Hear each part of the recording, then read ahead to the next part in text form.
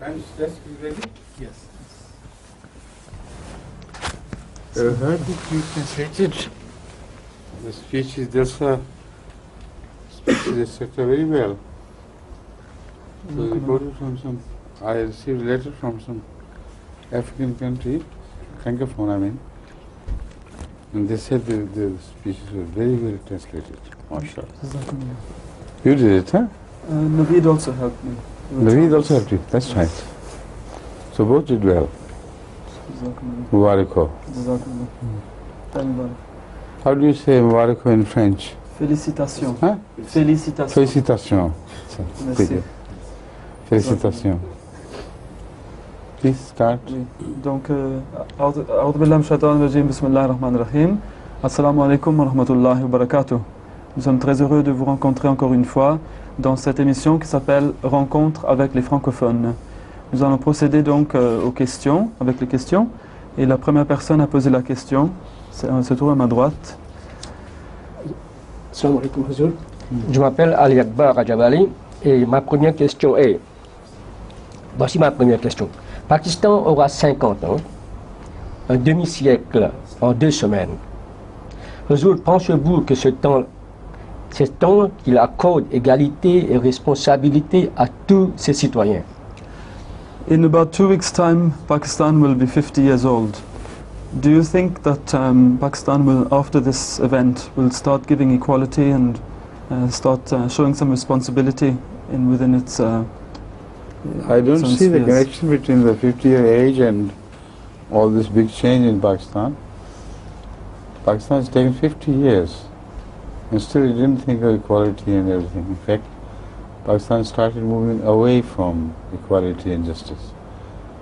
Because at the beginning of Pakistan, this was the motto of Pakistan, this was the purpose of creation, that equal justice should be meted out to every citizen, equal opportunity, everything. There will be no divide between Hindu and Muslim and Sikh and this and that. This was the commitment of Qaid Azam.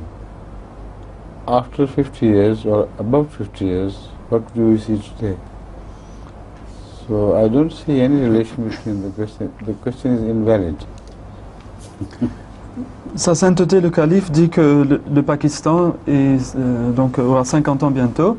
Je ne vois vraiment pas la relation entre ce fait et le fait qu'il commence à administrer l'égalité et la justice dans le pays. Le Calife explique que le Pakistan fut créé autour de ce slogan de l'égalité, de la justice, l'égalité des droits pour tous. Et le Qaid Azam, donc le fondateur du Pakistan, avait créé le Pakistan autour de telles idées.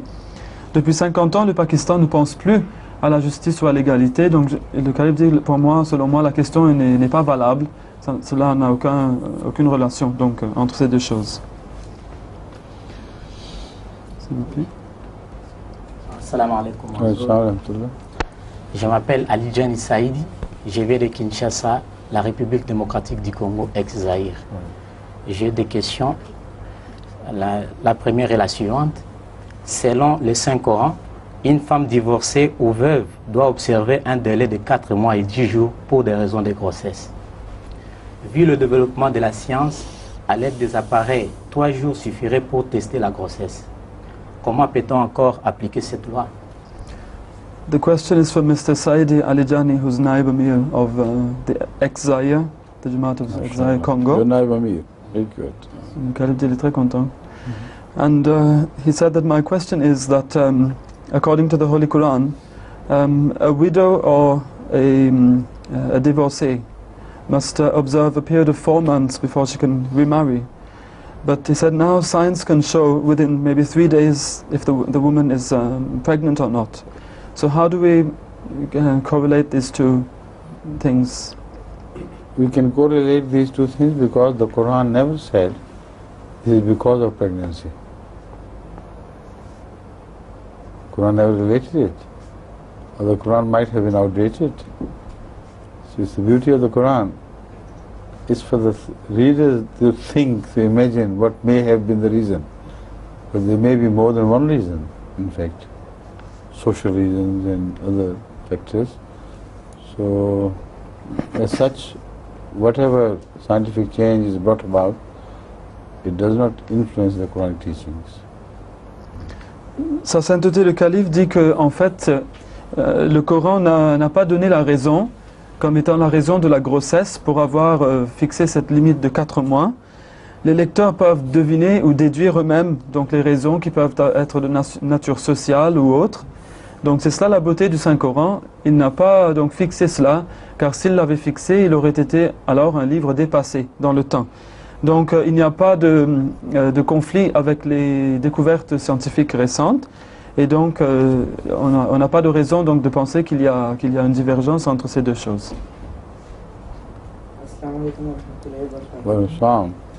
From Paris, you're Mr. Bashir's son?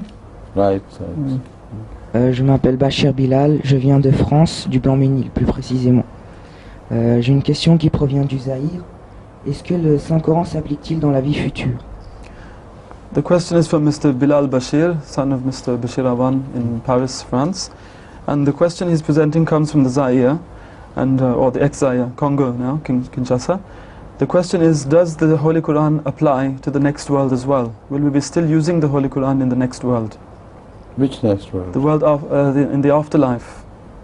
I'll come to that, but why did he speak of Zaire then? The question has been sent from Zaire and he's presenting this question on their behalf. Right.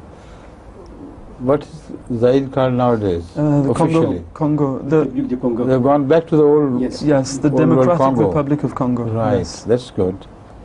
Why did they call it Zaire anyway? Le calife demande pourquoi est-ce qu'on avait appelé le Congo Zaïre du tout. Quelle en était la raison? Bon, c'était à l'époque du changement de régime. Le président Mobutu avait fait une réforme généralisée. Il a changé le nom du pays, de la monnaie et tout ce qui lui plaisait. Mais pourquoi le mot Zaïre? Quelle en était la raison? Bon, on dit que le nom appartenait à des ancêtres autochtones de la région du Bas-Congo. So Mr. Alijani has given an explanation. He said that the word Zaire is a name which applied to the ancestors of people living in the region of Bakongo, in the Congo itself. Right. And this name is Mobutu. Yes. Zaire. Yes. But it doesn't cover all the country. It's only a regional tribal name. Yes, Bakongo is a region. But why did they give it Zaire? I mean, why did they change the word Congo at all? Le calife demande pourquoi est-ce qu'on a voulu changer le nom Congo du tout? Pourquoi faire un changement aussi radical? Actuellement ou bien dans le passé? Dans le passé. Dans le passé. Bon, cela a plu au président. Hein. It pleased the president to do so. President Mobutu. Yes, he was the one who was the all is gone now. Finished. Yes. Le calife dit tout est parti à présent. C'est fini. Maintenant tout est parti. Il y a un changement radical. Has Congo returned to normalcy in economy, etc., in the wealth God has granted them? Has the wealth become community wealth, total Congolese wealth, or is it still controlled by a few? Le calife demande si à présent l'économie est retournée, à une situation normale, où la richesse du pays appartient au peuple même du Congo, ou est-ce que c'est toujours contrôlé par quelques individus? Maintenant, bon, avec ces nouveaux changements, on nous rassure, c'est-à-dire les autorités politiques nous rassurent que la richesse du pays appartiendra au peuple. Mais nous sommes encore dans le début, nous observons. Mr. Alijani Saidi said that we're still in the preliminary stage, but in any case the government has reassured the people that now the riches of the country, the wealth of the country will belong to the people. But what are they doing about the wealth robbed by the ex-president? Le calife dit, qu'est-ce que vous faites exactement? Had robbed the country of almost every penny he could, and deposited the money in the Western banks, from which it's hard for him not to retrieve. So what about the Congo people? Should they not sue him and try to retrieve every penny he robbed the country of? Sa sainteté, le calife dit que Mobutu Sese Seko avait volé pratiquement tout ce qu'il avait pu du pays et il l'a transféré à des banques étrangères, donc en Occident surtout. Maintenant, il lui est difficile de reprendre cet argent. Donc, est-ce que le peuple congolais fait quelque chose pour le poursuivre, faire des poursuites judiciaires pour pouvoir récupérer ces biens volés? Mobutu became the richest man in the world, in fact, because of this Congo money. Le calife ajoute que Mobutu, rappelons-le, était devenu l'homme le plus riche du monde à cause de ce vol des biens, des richesses donc, du Congo. Est-ce que le peuple fait quelque chose pour reprendre tout ça? C'est vrai. Le peuple a déjà commencé à entreprendre des démarches. Il y a eu des enquêteurs qui sont partis en Suisse, dans les banques suisses, pour chercher à récupérer ces richesses. Mais ces démarches ne sont pas encore abouties. Inquiries have been launched, but they haven't reached the end yet. So they will not reach automatically, because it is always the interest of the Western bankers to let the money go to default. And by that, after a while, they absorb it and they use it anyway. So, this is how the foreign money is practically transferred to the foreign countries. This they should make a demand, they should go to the United Nations, they should make a big cry out of it. It's our country, we must get our money back. And we must get the accounts. Now they will say this is an individual deposit. The question is, how did the individual transfer this money from the country? It was an illegal individual deposit. As such, it should have returned to the country of its origin. Le calife dit que ces démarches ne vont pas aboutir aussi facilement que cela. Il faudrait que le Congo, le peuple du Congo, fasse un tollé dans le monde entier, qu'il crie donc à tue-tête qu'on nous a volé cet argent. Il faut absolument que cet argent retourne au pays. Donc le calife explique que de toute manière, c'est dans l'intérêt des banques occidentales que de garder l'argent qui a été déposé, car plus tard ils pourront dire que c'était une somme d'argent qu'on a déposée individuellement. Et donc ils pourront utiliser cet argent, ils vont essayer de l'utiliser à tout prix, de s'en accaparer. Donc il faudra que vous alliez aux Nations Unies, que vous fassiez du bruit, et comme ça faire savoir que cet argent vous appartient, que c'était un transfert illégal de toute manière, et donc que l'argent doit revenir. Merci beaucoup. When you return to your country, you raise these points. It's very important. You know what the banks will say, World Bank, etc., all the banks of America and South America and things, they will say that we are not paying anyone. We are not paying Mobutu either. We are holding this money tight until something comes of it. Now by holding that money, they may be paying the interest out of say 10 billion, they may be paying 1 billion interest. But to whom? To the bank itself. All the capital and all the interest will still be deposited in the bank. So the bank can utilize that capital and does utilize, and will run away with the money. It doesn't have to pay anyone then. Sa sainteté dit que donc, quand vous retournez à votre pays, il faut donc lever la voix dans ce sens et alerter l'opinion publique et faire connaître donc, le cas pour qu'il commence à agir vraiment comme il le faut.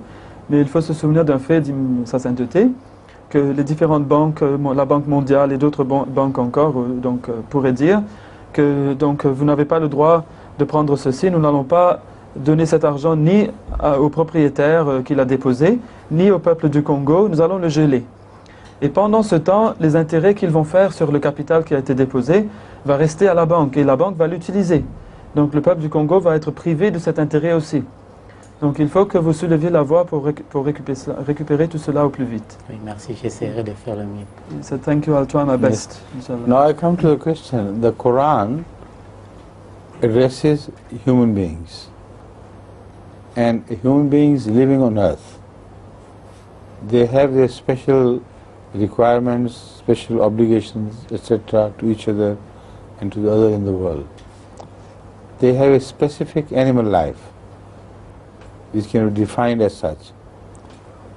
No such thing will be in the heaven. So how could the Quran address them?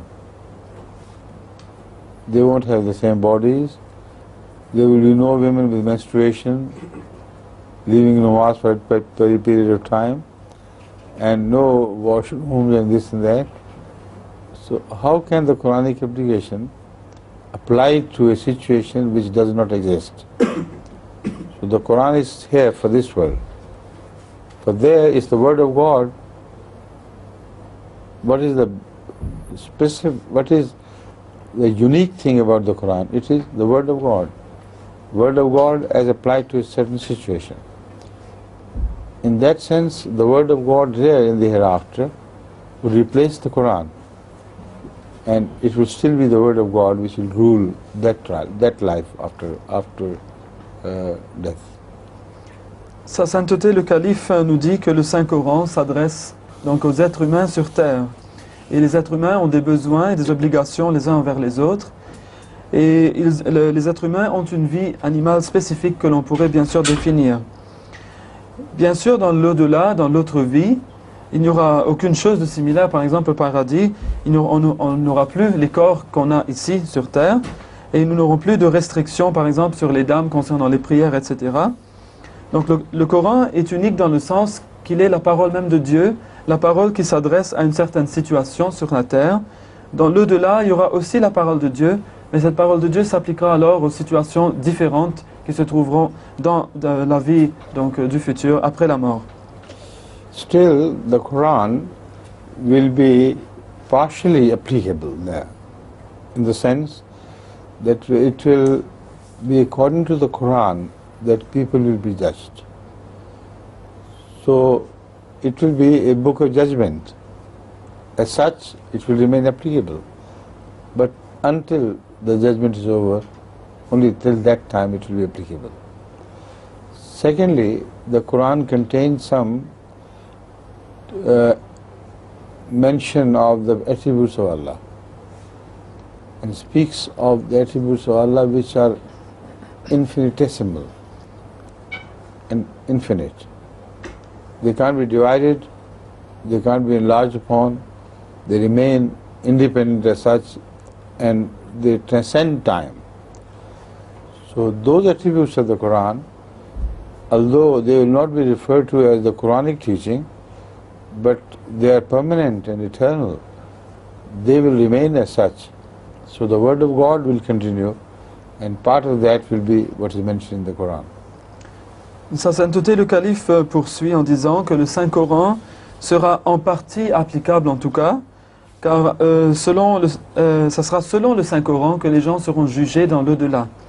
Et donc le Coran sera applicable en tant que livre de jugement, et cela jusqu'à la fin du jugement des gens donc par ce livre. Mais il ne faut pas oublier non plus que le Saint-Coran mentionne des attributs d'Allah, des attributs qui sont infinis, qui sont indépendants les uns des autres et qui transcendent le temps. Et ces attributs présentés par le Saint-Coran sont permanents et éternels, donc ce sont ces parties-là qui ne pourront être changées et qui vont rester en vigueur même dans l'au-delà.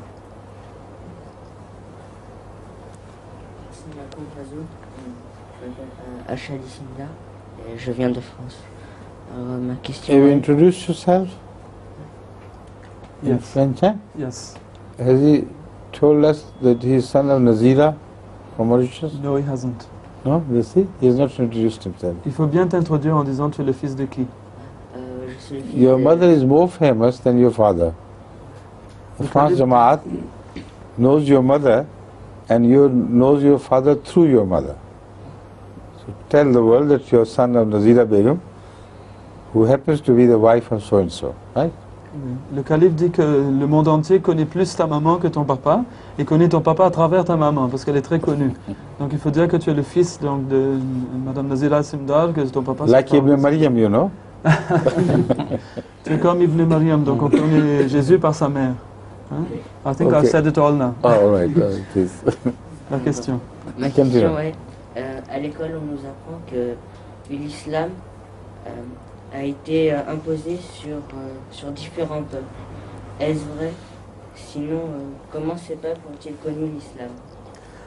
We have been taught at school that certain people had Islam imposed upon them. Is this true? And if not, then how did they come to accept, to know and to accept Islam? See, Islam cannot be imposed on any people, neither in the past, nor can it be imposed now or in the future. Islam is a matter of belief, and beliefs change the life of the people who hold those beliefs. The life is influenced by the beliefs they hold. So if you change a name, in the past some people may have changed a name, but that could not change their life. nor could that change be recognized by God as a real change. So it's useless if the people attempt to change others' religions by force. It's just meaningless. It is meaningless to the people who are converted by force. It is meaningless to the people who convert by force.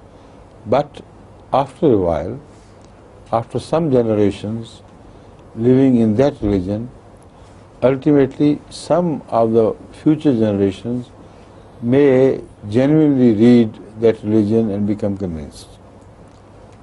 So only if at all any help, the help can come in relation to the future, distant future. If, for instance, some Hindus were converted by force, if they were, they of course understood that their own religion is right and Islam is wrong. So their conversion was only verbal.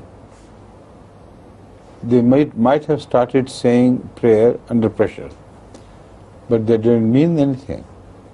They might have extolled their own imaginary gods instead of God during prayer.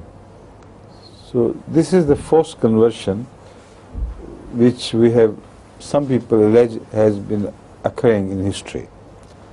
Forced conversions do not mean anything. But those children, offsprings of those Hindus who, if they were converted by force, remained Muslims through generations, then after a while, those innocent children who were born among so-called Muslims, they began to believe that Islam is right. And through that belief, they might have studied Islam, and some of them may have genuinely discovered the truth of Islam. But the same can go for any other religion. So forced conversion is not valid and it is not permitted in Islam. Sa sainteté, le calife, dit que l'islam ne peut être imposé. Ça n'a pas été imposé dans le passé et ça ne peut être imposé à l'avenir. Car changer sa religion, c'est une question de croyance et les croyances influencent les gens. On peut changer de nom, donc le nom de la religion, mais un nom ne peut pas changer la vie de la personne qui change le nom de cette religion.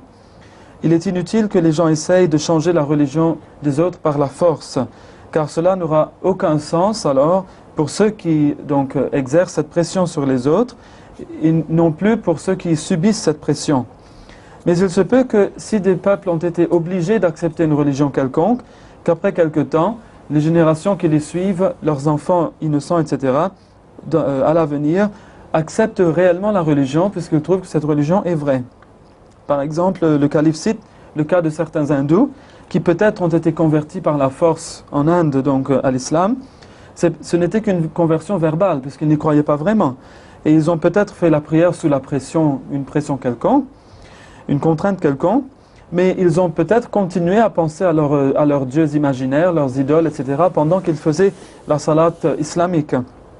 Mais il se peut très bien qu'après quelques générations, les enfants innocents qui sont nés chez ces musulmans qui ne sont pas des vrais musulmans, que certains parmi eux ont peut-être trouvé la vérité de la religion, mais sinon, le calife dit cela peut s'appliquer à n'importe quelle religion. N'importe quelle religion peut donc s'imposer ainsi sur les gens, et les gens plus tard, dans les générations qui viennent, peuvent l'accepter. Mais sinon, l'islam n'est pas une chose qui peut être imposée aux gens, il faut que les gens reconnaissent sa vérité pour l'accepter et en être changés. From Ivory Coast, Côte d'Ivoire. He is our most successful missionary there in Côte d'Ivoire. He has a knack of penetrating people and reaching out the very depth of the masses. And he is the one who has brought about great conversions. Hundreds of thousands so far. Huh? Ask him. Sa sainteté le calife nous dit que c'est notre meilleur missionnaire, donc M. Adam Mouaz Coulibaly, notre meilleur missionnaire de la Côte d'Ivoire. Il a le talent d'arriver jusqu'aux profondeurs des masses et il a pu apporter des conversions en masse donc, dans le pays, n'est-ce pas? Et le calife. Oui. The grace of Allah. The grace of Allah. But so far, he has not succeeded in his own country, Mali. He should do something about it. Le calife dit, mais jusqu'à présent, il n'a pas encore réussi au Mali. Donc il faut faire quelque chose pour ça. He's requesting Huzur's prayers for that also. Inshallah. He must get back all the lost grounds and many more grounds to take the revenge on people who came and went back. Le calife dit qu'il vous faut retrouver les terrains qu'on nous a repris, que nous avons perdus, et ainsi donc prendre une bonne revanche en reprenant tous ces terrains.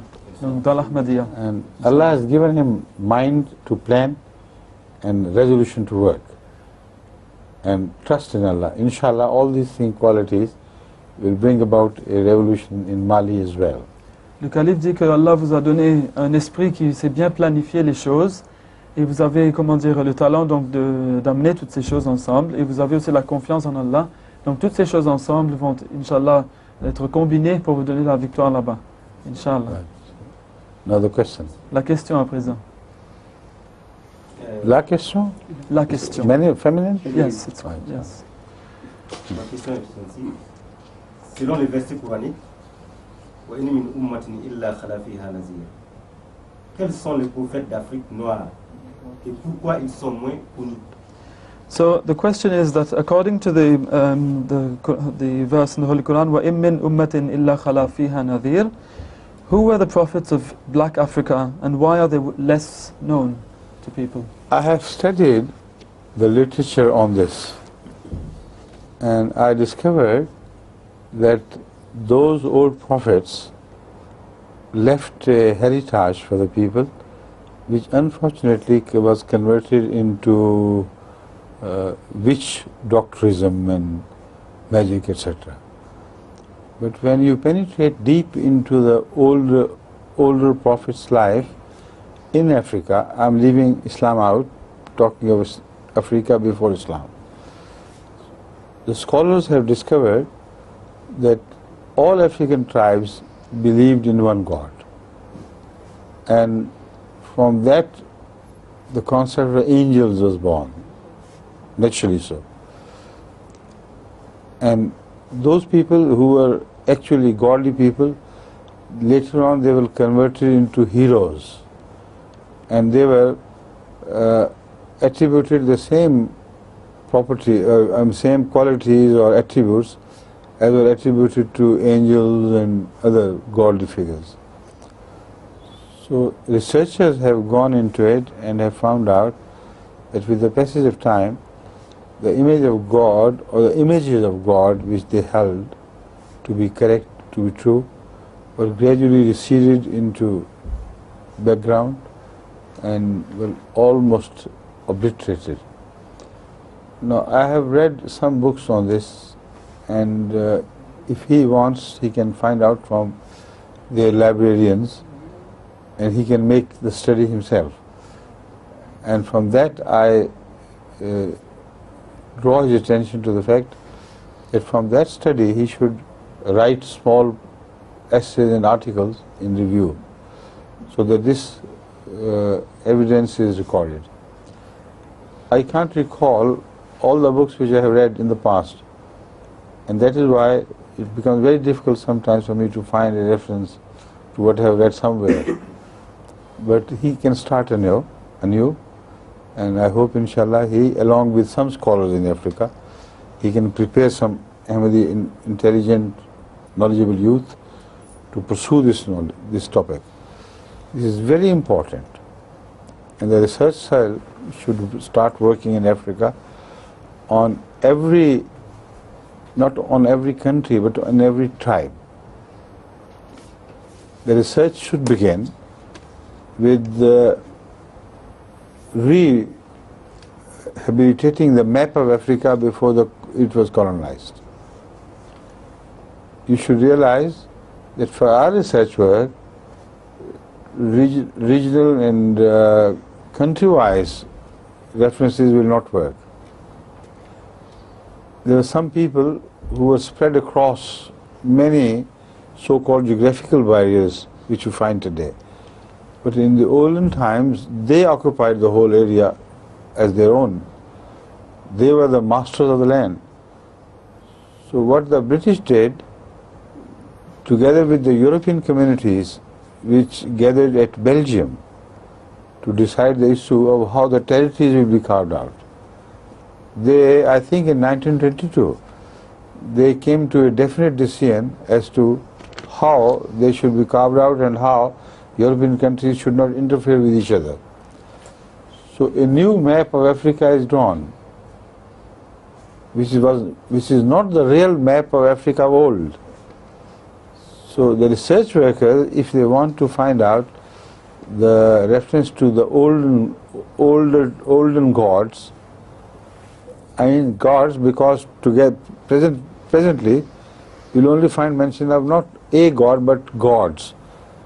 The research team has to find out that ultimately all these gods are in fact one god and they merge into one single god. It's a lot of work to be done. The study which I made lacked in many things. It was in fact addressed against Christians and Christian colonization. It left out many facts. So the idea was born even then that I hope that someday some Ahmadi workers will begin their research into this topic. So now you have raised it up, I ask you to start. Create a cell of intelligent workers in Côte d'Ivoire, and they should start studying all of Africa, not only Côte d'Ivoire, and all the Africa from the pre-colonial age. Draw new maps. Tell us that Africa as it existed at the time of colonialism, it was this Africa. Africa as it existed before Islam came, was this Africa. And from then on, from pre-Islamic era, you should begin your research of what they believed in and how they practiced their faith, etc. Sa Sainteté le Calife dit que pour répondre à votre question, il dit que j'ai étudié beaucoup de livres à ce sujet et il me semble que de ce que j'avais lu, qu'il y avait un héritage qui a été laissé donc par les prophètes qui sont venus en Afrique noire à leur peuple, qui malheureusement est devenu de la sorcellerie, des légendes, etc. Le Calife dit que les chercheurs ont trouvé que toutes les tribus d'Afrique finalement croient en un seul Dieu. Et ils ont donc un concept aussi des anges et des choses très similaires donc attachées à tout cela.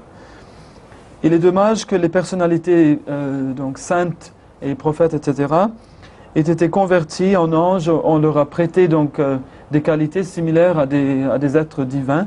Et donc c'est comme ça qu'on ne connaît plus leur identité. Ces personnes ont été mythifiées. Avec le temps qui est passé, l'histoire de ces prophètes et toutes ces choses donc a été changée. Mais le Calife dit que j'ai lu des livres à ce sujet. Là, il m'est très difficile de me rappeler de ces références parce que cela fait très longtemps que j'avais lu ces livres. Mais il faudrait faire une étude. Et le Calife, en s'adressant donc à vous, M. Koulibaly, il dit: j'attire votre attention vers le fait qu'il est très important d'aller faire une recherche au sujet des prophètes qui sont venus autrefois dans les différents peuples d'Afrique. Et alors, lorsque vous aurez fait la recherche, vous pourrez écrire des articles qui peuvent être publiés, par exemple, dans The Review of Religions, la revue des religions, donc de notre magazine de la Jamaat. Il dit qu'il est très important que vous formiez une cellule de recherche, que vous formiez des jeunes intelligents, et que cette cellule, donc ils vont travailler dans la cellule de recherche, et cette cellule doit œuvrer, doit travailler sur toute l'Afrique, pas seulement donc en Côte d'Ivoire, mais sur toute l'Afrique. Le Calife dit qu'il est important également de réhabiliter la carte d'Afrique de l'époque pré-colonisation, si vous voulez, donc d'avant la colonisation européenne. Car on sait que certains peuples ont été répartis sur de grandes surfaces en Afrique, et ces terres leur appartenaient. Mais les Britanniques et d'autres communautés européennes sont venus ensemble en Belgique, et le Calife dit, je pense que c'était en 1922, qu'ils avaient redessiné la carte d'Afrique. Ils avaient coupé donc les pays en morceaux et avaient refait la carte. Ce n'est pas la même que celle de l'Afrique donc d'autrefois. Donc il faut que cette cellule de recherche aille faire de la recherche chez tous les différents peuples d'Afrique, et ils trouveront ces chercheurs, qu'il y avait beaucoup de dieux donc, qui étaient apparus au cours des siècles, mais qu'il faudra essayer de remonter jusqu'au Dieu unique. Donc de voir dans toute cette mélasse donc, quelque chose donc, de vrai en tout cela. Les chrétiens ont fait de la recherche dans le passé, et le calife dit j'ai lu leurs livres, mais bien sûr ils sont des partis pris lorsqu'ils font de la recherche. Moi j'espère que les Ahmadis maintenant vont reprendre le flambeau donc, de cette recherche. Il faudra donc qu'une cellule de travailleurs intelligents étudie toute l'Afrique, et donc des personnes en Côte d'Ivoire, donc le calife dit qu'il lance ce travail, et qu'il travaille sur tout le continent africain, et qu'il remonte le temps, même jusqu'au temps pré-islamique, pour aller trouver l'histoire donc de l'ancienne Afrique, afin de réhabiliter cette carte Afrique d'antan. I'm really obliged to him that he reminded me of this very important task, to prove the truth of the Holy Quran, and every little verse of the Quran, whichever way it points, is always right. To prove this is the responsibility of Ahmadiyya Jamaat today. And as such, there will have to be a very large team of researchers. It's not the task of a small team of one country. I would prefer them to get together here. All the African missionaries which are still here, he should remember to bring them together along with his missionary, and tell him that the system should be devised whereby all Africa unites in this research. You see, the important thing is that the history of Africa should not be studied only with reference to the history of Africa as made or carved here in the West. They have their own specific interest. Their history, as they know it, may be different from the history written by some Muslim scholars of the time. When they came, they must have left a large heritage for us, which covers the history of different parts of Africa. When you come to the Moors and the conquest of Spain, the history as written by the periods may still be preserved partly in Spain or in other Arab countries, but that has to be studied. So the field extends and transcends African borders and runs into Arabia as well. So also the pre-Islamic history should be referred to wherever it is found. It will have to be collected. You see, it's not easy to recall all the history of the pre-Islamic world, particularly about Africa, particularly regarding Eastern regions. But some Muslim tourists who came to Africa, they might have collected some material, which became sort of irrelevant to the students later on.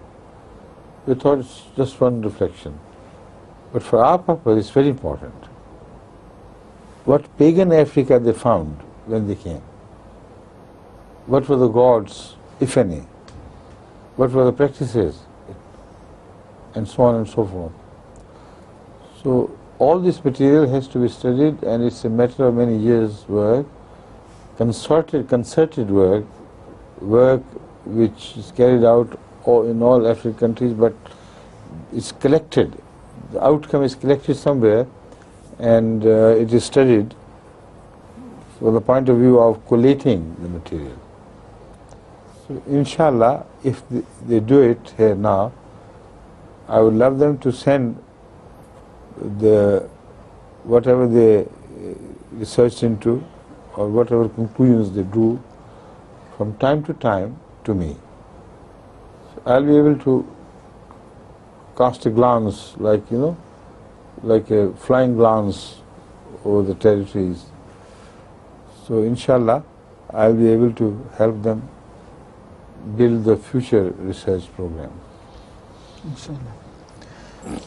Sa sainteté le calife dit qu'il est très très reconnaissant envers vous de lui avoir rappelé cette tâche très importante de prouver encore une fois la véracité du Saint-Coran. lorsque le Saint-Coran dit que tout peuple a reçu des avertisseurs, a reçu des messagers, eh bien, si nous devons prouver cela, ce n'est que les Ahmadis qui pourront se faire. C'est le travail qui revient aux Ahmadis.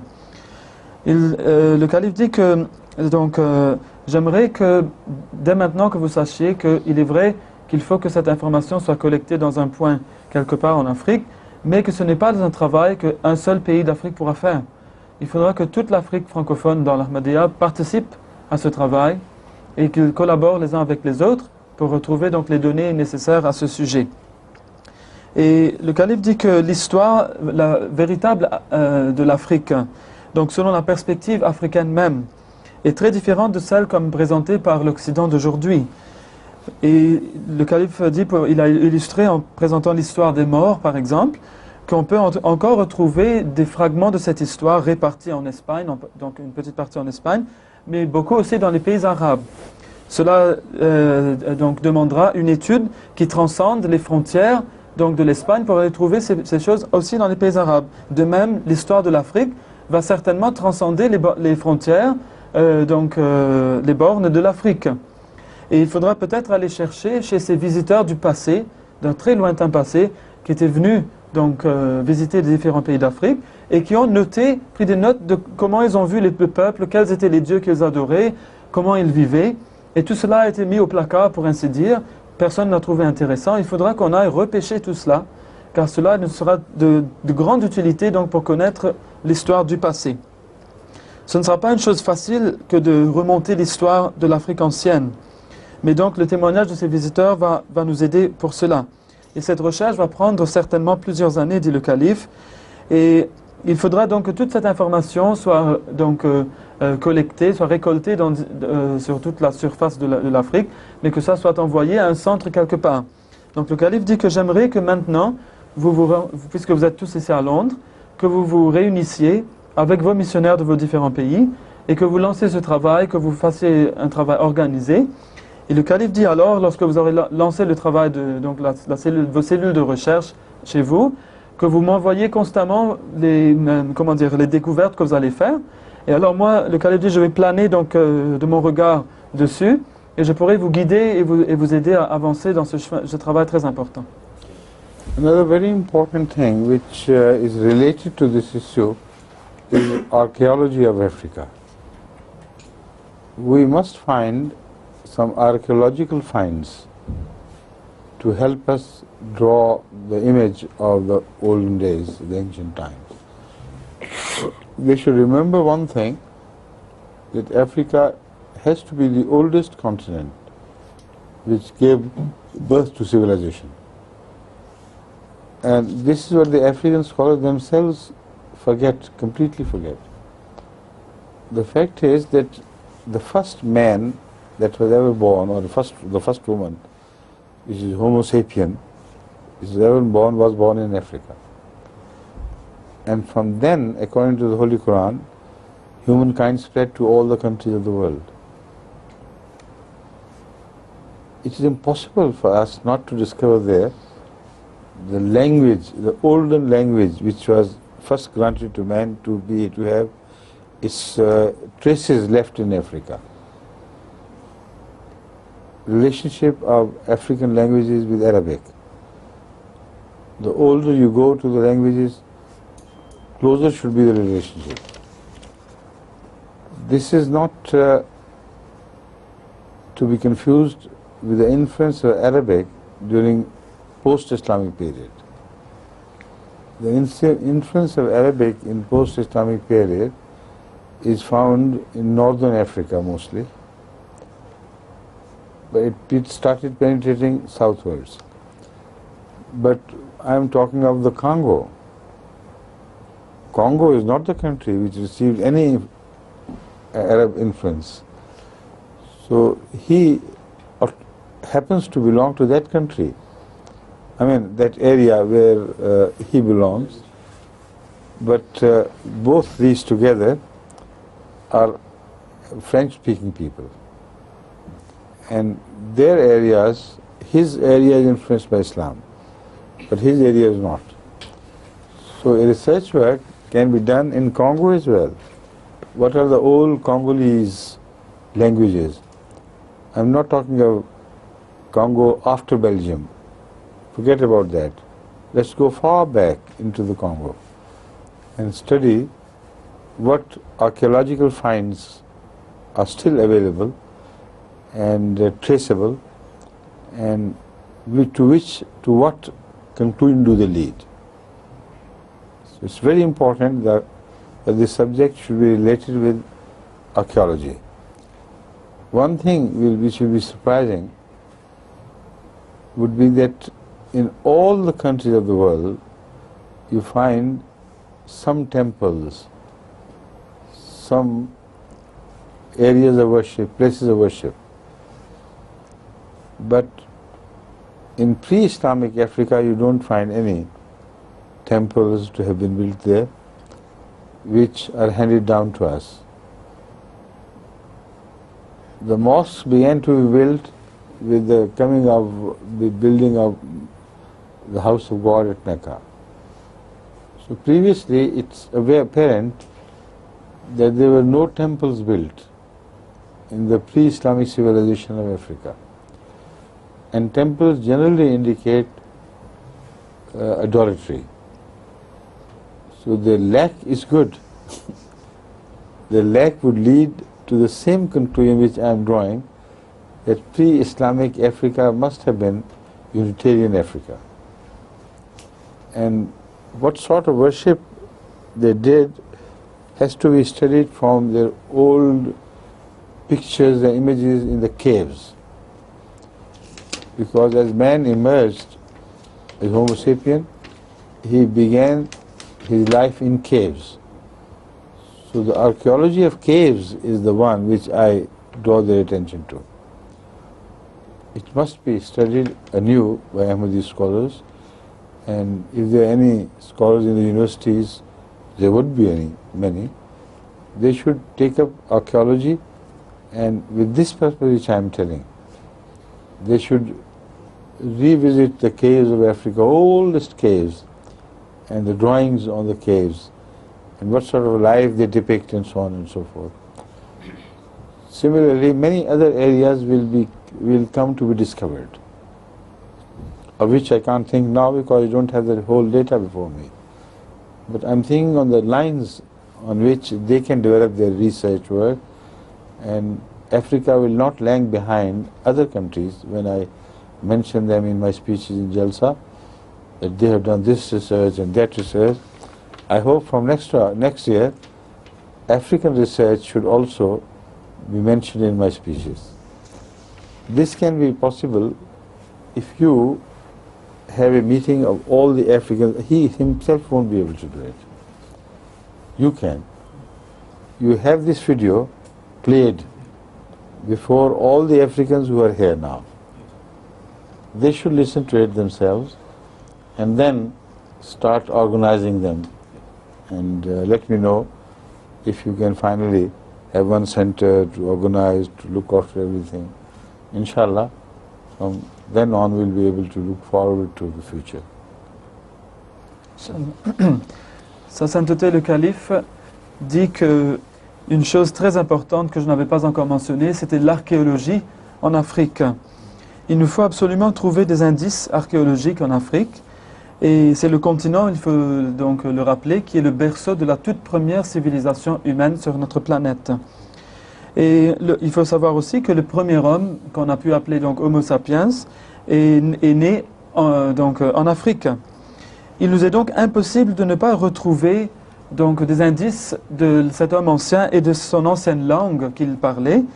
Et plus on remontera dans le temps, plus on verra, plus on découvrira des relations entre cette langue et l'arabe. Mais il ne faudra pas confondre cela avec l'influence bien plus tardive de l'arabe à nouveau, lorsque l'islam est arrivé en Afrique. Donc ce sera difficile pour la Côte d'Ivoire, dit le calife, puisque la Côte d'Ivoire a été influencée par l'islam. Donc l'arabe est venu par la suite, ce sera difficile de séparer cet arabe-là de l'arabe du passé. Mais pour la région du Congo, cela sera possible. Et le calife dit, je ne parle pas du Congo donc de l'époque belge, je parle du Congo d'il y a bien longtemps de cela, dans un passé très éloigné, un passé très lointain. il faudra étudier les anciennes langues donc, du Congo, par exemple, ou de ces pays qui n'ont reçu aucune influence arabe récente, et essayer de donc, remonter ces traces pour arriver à l'arabe ancienne, qui est la langue révélée. Il faudra faire tout cela en accord avec les découvertes archéologiques. Le calife dit que dans tous les pays du monde, on retrouve des temples où on a adoré Dieu d'une façon ou d'une autre. Mais on ne trouve rien de tel en Afrique. Et c'est ainsi que les premières mosquées que l'on retrouve en Afrique ont seulement commencé à apparaître après la construction de la maison d'Allah, de la Kaaba.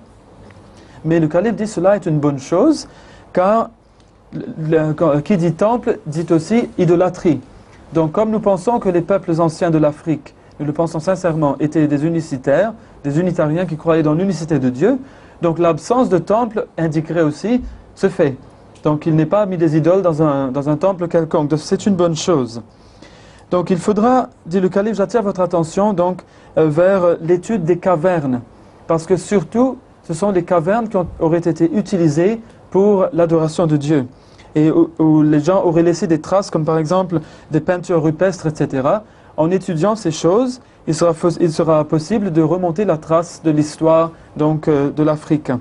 Le calife dit que j'aimerais qu'il y ait des universitaires qui se dédient donc à cette tâche, qui se dévouent à cette tâche d'apprendre l'archéologie et de l'appliquer en Afrique, et de bien revoir toutes ces cavernes, de revoir toute leur histoire, et ainsi de retrouver l'histoire de l'Afrique ancienne. Donc sa sainteté le calife a aussi mentionné qu'Inch'Allah, j'espère que ce travail va être lancé maintenant, et il a chargé M. l'imam Rachid Saheb de vous repasser cette vidéo plus tard, et ainsi vous pourrez donc vous asseoir ensemble et trouver un plan pour lancer ce travail de recherche. Et ainsi, dit le calife, Inch'Allah, l'année prochaine, dans mon discours donc dans la Jalsa, je ne vais pas mentionner seulement la recherche qui a été faite en Occident, mais je mentionnerai aussi la recherche qui a été faite en Afrique par les Africains. Inch'Allah. There is also an apology to be made. In this new book of mine, which is coming up on all these subjects, you will not find Africa mentioned. Why not? Except, incidentally that man may have been born there. Because there are two continents in the world which are traced back to be the oldest in human history. One is Australia and one is Africa. In Australia, a full study has been made of the scholars. They have traveled far and wide, and they have discovered that in Australia they believed in one God, while they originate from long time ago, but they can trace their history to 40,000 or more years. And for 40,000 years, they have not built any temples there. See? What I said is proved to be correct. No temples anywhere in Australia, because they all believed in one God. All the tribes of Australia, right from the beginning of time, have believed in one God while they spoke different languages, they belonged to different territories, they never communicated with each other. But their belief in unity was firm and unshakable. This has been discovered by the Western scholars who research into their life, etc., etc. But this was left unattended in Africa. In Africa, because they have been referring to it as dark continent, now they have traced back their own origin to this dark continent. But they refer to Africa as dark continent as an ignorant continent. And their history is not preserved. But one thing which is of common nature and which is very important is that if sociologists' view of the development of religion is correct, in Africa it can be proved to be wrong. In Australia, it can be definitely proved to be wrong. It can also be proved to be wrong in Africa by the absence of temples. And that is the point which I do your attention to. It must be studied why the history of Africa being the oldest, when the man began his sojourn on earth from Africa and took journey into the future from Africa. Man spread to all the continents. Why was not any archaeological proof of their religions prior to the known history of African religions? The scholar will tell you that they believe in this god and magic and this and that. And the magic is again the common factor binding Africa with Australia. There I can have proved that magic began to be understood as something which they could not understand. Some natural factors we simply could not understand. They used to refer to it as magic.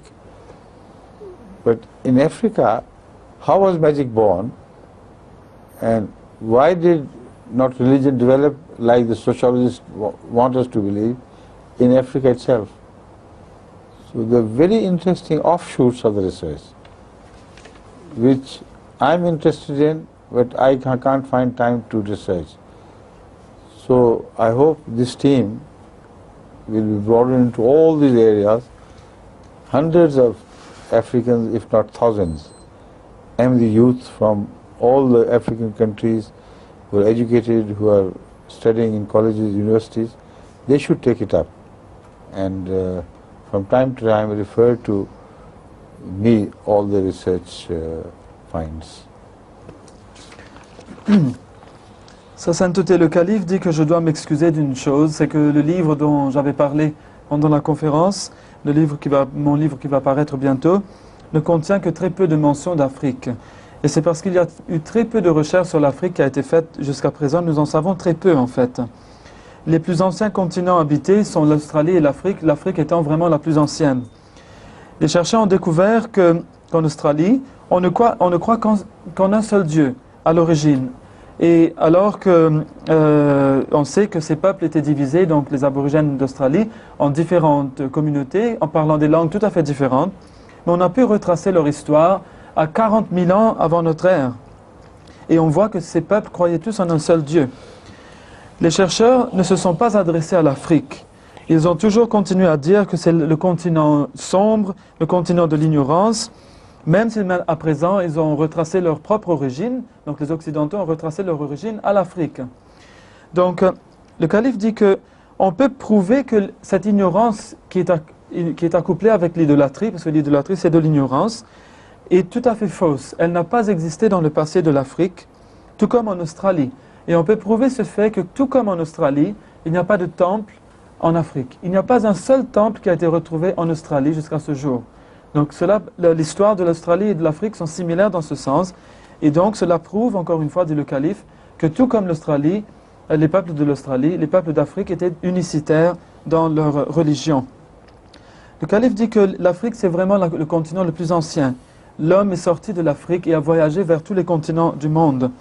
Les spécialistes vont nous dire que dans l'Afrique, il n'y a jamais eu de concept d'un seul Dieu unique, d'une religion organisée. Il n'y a eu que toutes sortes de dieux, etc. Et on vous dit qu'ils n'ont connu que la magie. Mais le calife dit encore une fois un fait très intéressant, la magie lie encore une fois l'Afrique et l'Australie. Car les deux peuples pratiquent la magie de nos jours. Donc le calife dit, vous pouvez voir qu'il y a des branches qui vont sortir de cette recherche, qui vont s'étendre dans différentes régions du monde. Et c'est très intéressant. Le calife dit, je suis très intéressé personnellement. Et il faut absolument que cette recherche soit faite. Le calife dit que je veux qu'il y ait des centaines, voire des milliers de jeunes éduqués, des universitaires, des gens qui ont fait de l'éducation poussée en Afrique, qui se lancent dans ce travail et que régulièrement ils m'envoient les résultats de leur travail, les découvertes qu'ils ont fait dans ce sens. The last thing which I want to remind you is that you are somehow forgetting that Egypt is Africa. Because of Arab influence and Islam's influence, Egypt is now considered to be a part of Arabia, which it is not. Egypt is Africa, and the history of prophethood in Egypt can be well traced, and it is well recorded. It is said that Moses was a black man, many English scholars who, or European scholars who make films on Moses, they present him as a black man. What was he? And did he belong to the black Africa or not? If he did, then his sign of the right hand becomes all the more pronounced and prominent. He put a black hand into his chest and it was shining white.